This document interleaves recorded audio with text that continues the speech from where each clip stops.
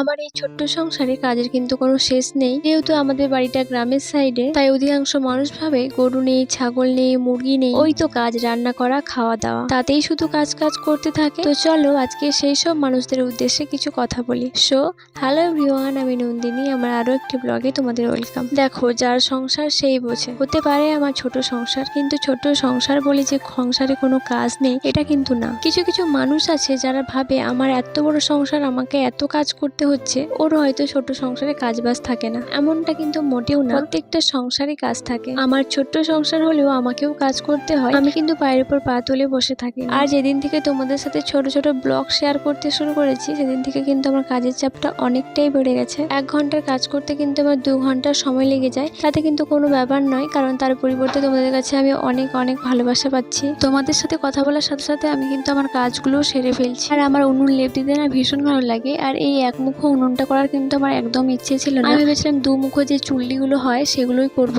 আমি তো একদমই উনুন বানাতে পারি না ছাড়ো, কিন্তু আমার শ্বশুরবাড়ি কেউই ওই চুল্লিগুলো বানাতে পারে না। মা জানতো, মা এসেছিল আমার শ্বশুরবাড়িতে যখন এই রান্নাঘরটা শুরু হয়, কিন্তু তখন ঠিকঠাক ভাবে রান্নাঘরটা কমপ্লিট না হয় মাকে দিয়ে বানানো হয়নি। মা বলেছিল রান্নাঘরটা কমপ্লিট কর, তারপর আমাকে একদিন ডাকবি, এসে বানিয়ে দিয়ে যাব। তো মায়েরও কাজের চাপ আছে, তারপর এখন ওই বাড়িতেই বিয়ে বাড়ি আছে।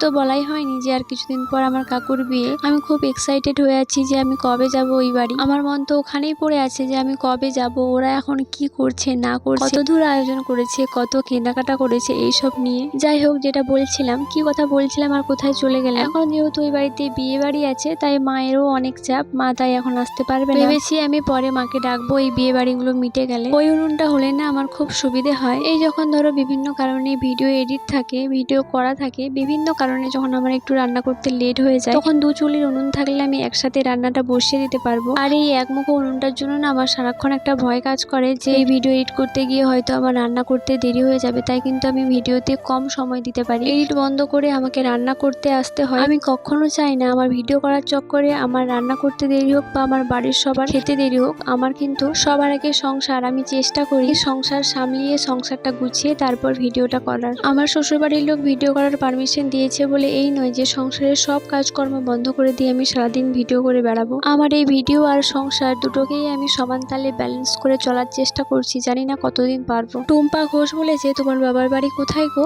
আমার বাবার বাড়ি সাকুয়া। আচ্ছা, কি কোথা থেকে আমার ভিডিওগুলো দেখছো সেটা অবশ্যই কমেন্ট করে জানিও, তাহলে আমি বুঝতে পারবো যে কোথা থেকে এত মিষ্টি মিষ্টি কমেন্ট আর এত এত ভালোবাসা আসছে। এঞ্জেল রিয়া বলেছে, হাই দি ভাই, আমি কিন্তু এবার রেগে যাচ্ছি। আমি তোমার ভিডিও দেখি আর কমেন্টও করি, বাট তুমি আমার নাম নাও না। আমি আর তোমার ভিডিও দেখবো না। সবাই মিলে এত রাগ করলে কি করে হবে বলো? আমার অবস্থাটাও একটু বোঝো। আমি সংসার সামলিয়ে ভিডিও করছি, তাও আমি যতটুকু সময় পাই আমি চেষ্টা করি তোমাদেরকে দেওয়ার। প্লিজ প্লিজ আর কেউ রাগ করো না। আর যারা আমাকে সত্যি ভালোবাসো তারা আশা করি আমার অবস্থাটা বুঝবে আর আমাকে এইভাবেই ভালোবাসা দিয়ে যাবে।